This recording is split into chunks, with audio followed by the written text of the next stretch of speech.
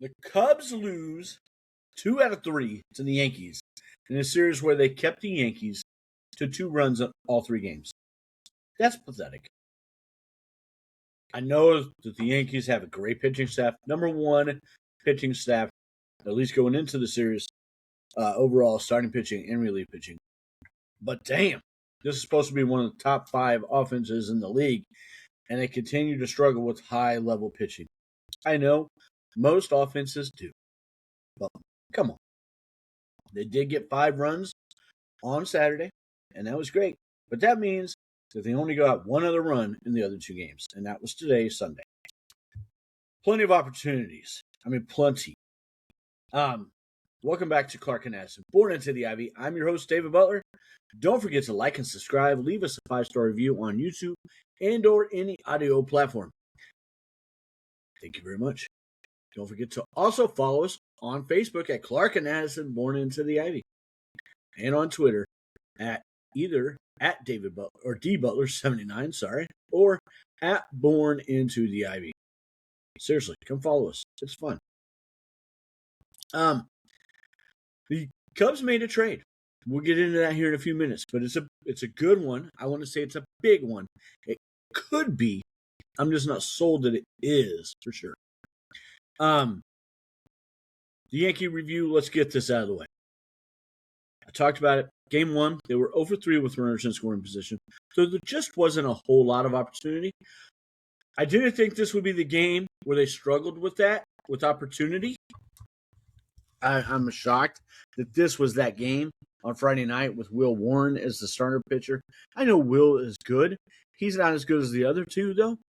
And they created much more opportunity against Max Fried and against Garrett Cole and company. So, 0-3 with runners in scoring position. Sometimes you tip your cap. I get that.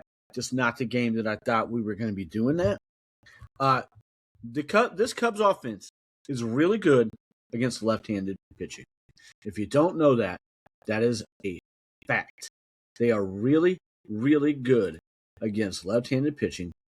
And so Tarek Skubal, everybody who is living in under a rock, Tarek Skubal got traded to the freaking Dodgers. And that sucks. I get that. However, the Cubs will face him on Tuesday, and we'll get into that a little bit more here in a minute. I apologize. It's taking me a minute. I should have had this ready. But the Chicago Cubs against left-handed pitching have a 116 WRC plus and OPS of 771. They're really solid against them. They're not as great as... Oh, no, that's not the full numbers. I'm sorry, guys.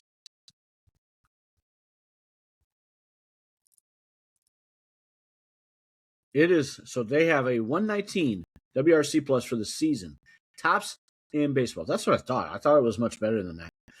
That's in 1,180 plate appearances. They have an OPS of 785. That is not tops. It's second highest. Washington has a .04 better OPS against lefties.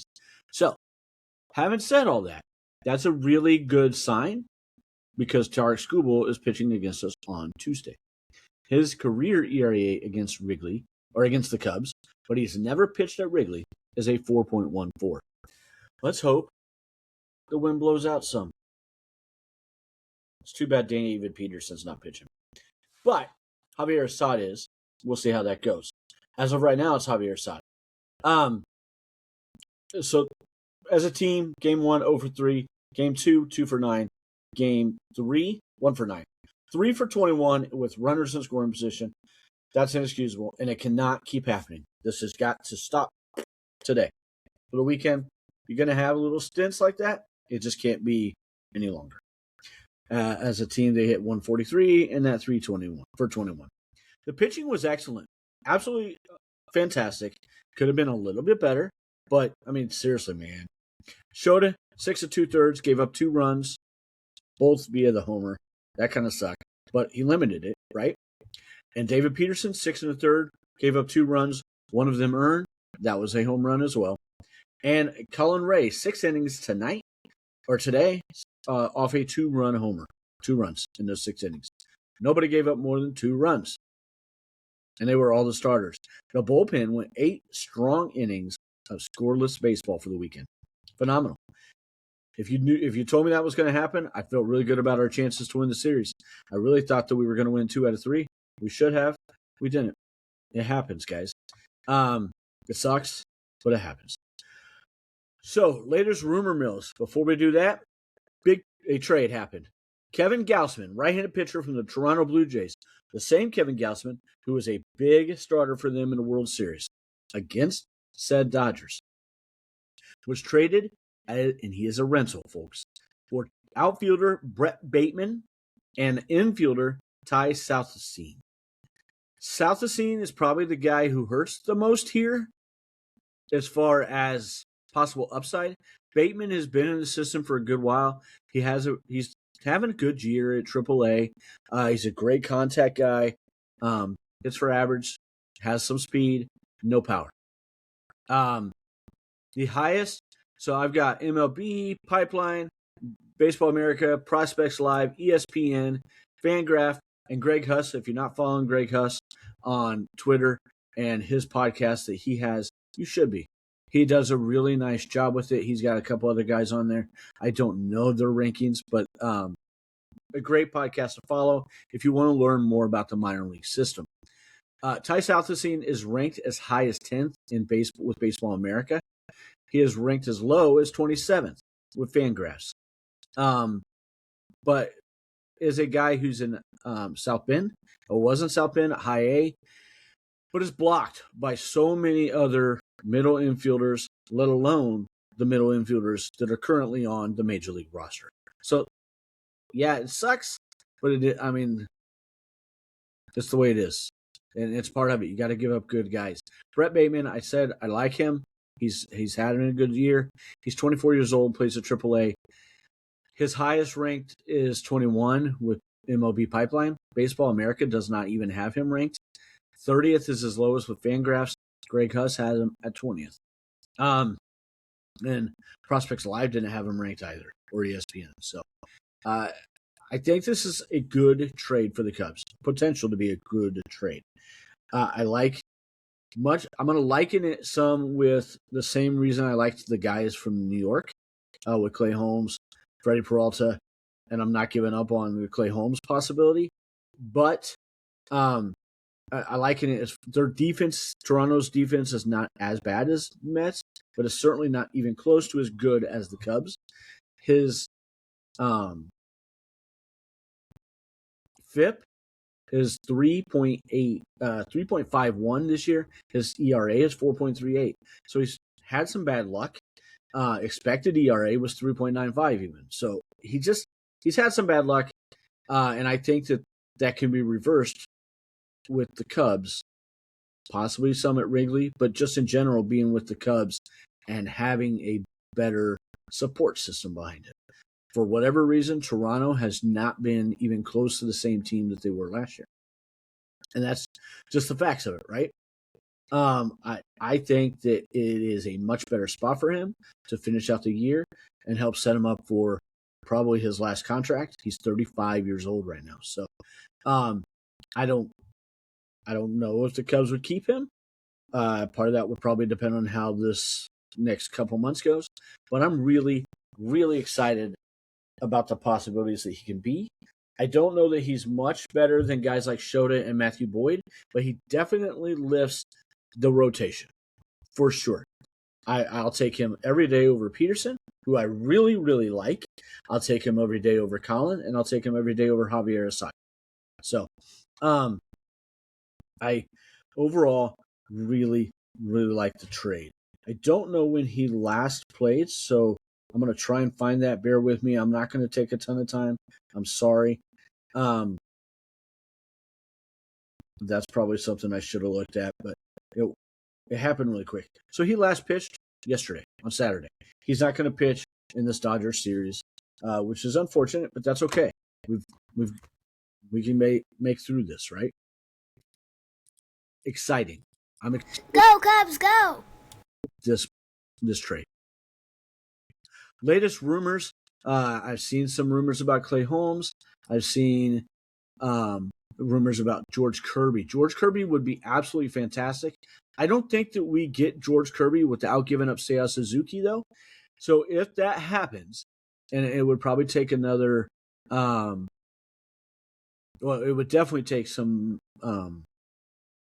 high minor league guys because Kirby would be owed or is controlled for a little bit here. Another couple years, I think. At least one more year, if not two. This dude, though, has some high upside. And he's shown it quite a bit in the last couple of years. I would be just head over heels over, like that would be amazing. I would be ecstatic with Reed Detmers, depending on what we give up. Unless we gave up like 3 of the top 5 prospects to get Kirby, if we did that and we kept Seiya, I'd probably be happy with that too, to be frank, because that's how much I really like George Kirby.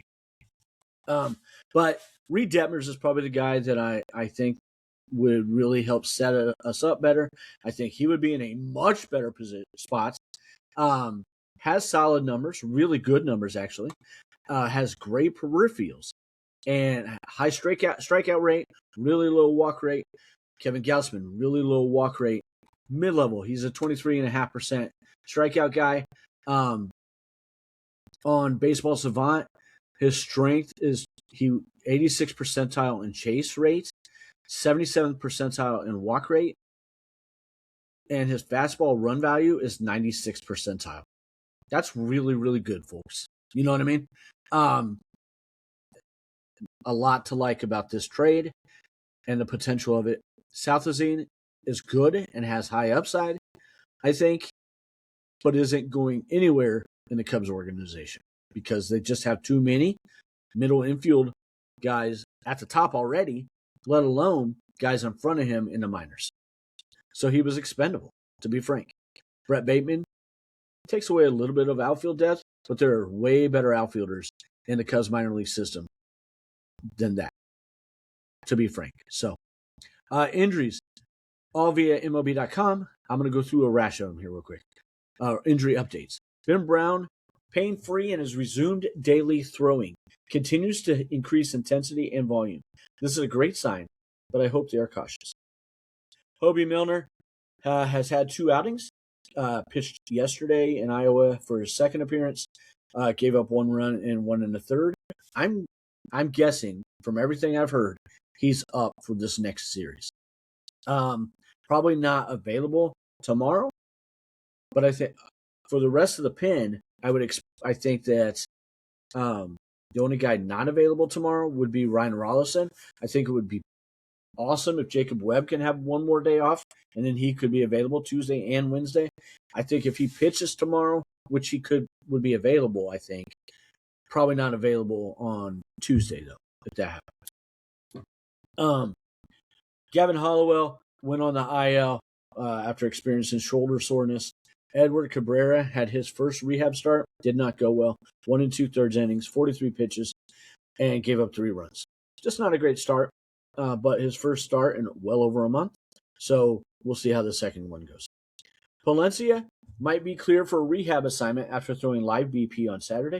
That would be amazing news. Same with Hunter Harvey. Might be cleared. He's throwing bullpens in Arizona. And Matt Shaw started to resume light hitting while rehabbing in Arizona, was limited to non-contact swinging over the past week. And Ethan Roberts, after yesterday, has now had 5 rehab assignments. I'd be surprised if he doesn't come up this week too, to be honest, because they seem to have gone well overall. 5 rehab starts is a lot. I know he was out for a good while as well, but I think he and Milner coming back would be a huge thing. I would expect that probably Savali or Antoine Kelly. Kelly just goes back down, I would think. And then Aaron Savali would probably be DFA'd, especially after throwing 18 pitches today. Maybe he gets kept, though, and Jake Woodford gets DFA'd.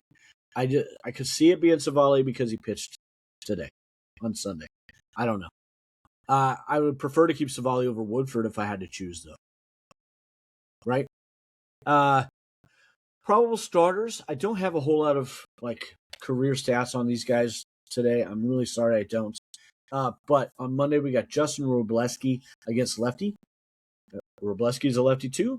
Against lefty Matthew Boyd.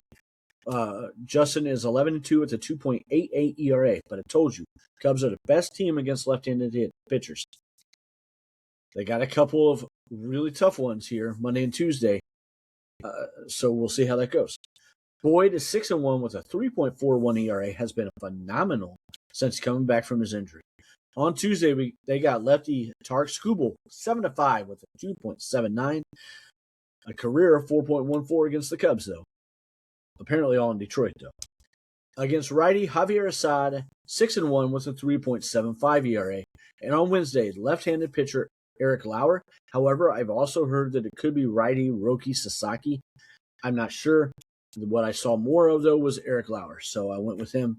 6-5 with a 4.50 ERA against left-handed pitcher Shota Imanaga, 7-9 with a 3.67. I wouldn't be shocked if it's Roki and we got the Japanese pitchers going against each other. Yeah, I mean, I could see that happen. Dodgers are in first place in the NL West and currently have a 69-42 record, which is tied with the freaking Brewers. However, they are playing right now against the Boston Red Sox and are in danger of being swept by them as they are losing, and they would be a half game then behind Milwaukee. They're 6-4. I really don't like the fact that they would be on a 3-game losing streak coming to Chicago. That makes me a bit uncomfortable. Their offense is ranked second in the league at 5.12.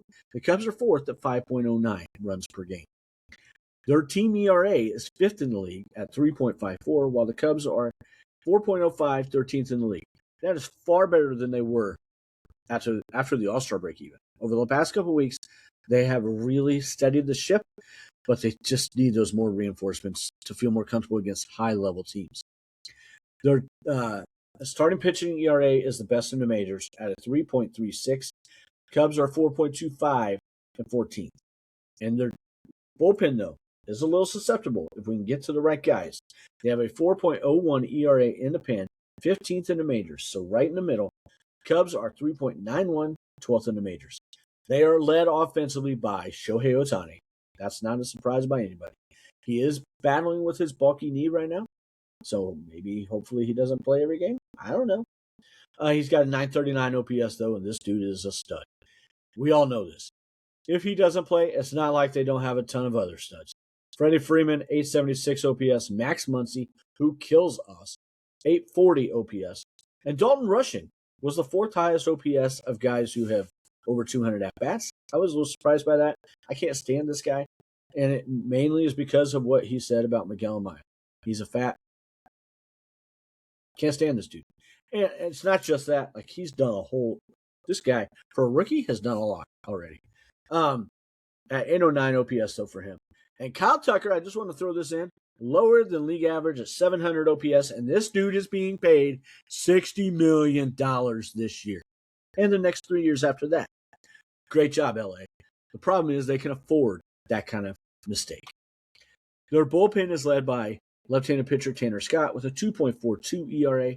Alex Vesia, that dude's a stud, an underrated stud, with an ERA of 2.61. Edgardo Henriquez with a 2.72 ERA, a righty, and right-hander Jack Dreyer with a 3.07 ERA. Real quick, too. Nope, I forget what. Oh, on the guys, I would really, really be happy if it ends up being a guy like George Kirby, but it's probably going to be more a guy like Reed Detmers or Jose Soriano. Guys under control. Detmers is by far my preference there, but I would be happy with Soriano. But if they go with a guy like Clay Holmes, I'm good with that if that means they go with a big-time arm for a relief pitcher. If you want to spend your a couple of great prospects on getting a guy, and I'm not even going to say his name, on a really good bullpen arm, cool, man. That's great. I mean, but I'm talking great level bullpen arm for that. I'm cool with that if we get Clay Holmes and we can do that. My preference ultimately, though, is the starter and a guy like Kirby Yates, who ain't going to cost that much and will be high level for the back end of our bullpen. All right, I'll shut up about that. We'll be back tomorrow, though, for another episode just about the trade deadline. I will get on and be focused on all that from 5 to 6, and I'll do a quick episode right after that. I may even get on live for the first time if I can figure out how to do all that. So, the players of the week this week: Alex Bregman, position player, 6 doubles, 1 home run, 8 runs, 3 RBIs, 500 average, 556 on base, 875 slug, and a 1.431 OPS. Matthew Boyd was the starter of the week, 7 innings and 1 start, 0 ERA, 160 batting average against, 250 on base, 200 slug, and a 450 OPS. And Jacob Webb was the relief pitcher of the week, 4 games, 4 1/3 innings, 0 ERA, and a 438 OPS against. So don't forget to follow us on Clark and Addison, Born Into the Ivy. And follow us on Twitter and or any audio platform. Follow us on Twitter too, but follow us on YouTube. My bad. And like and subscribe. Leave us some comments and everything else. Also, don't forget Twitter, DButler79 and at Born Into the Ivy. Have a great day. Let's go Cubs.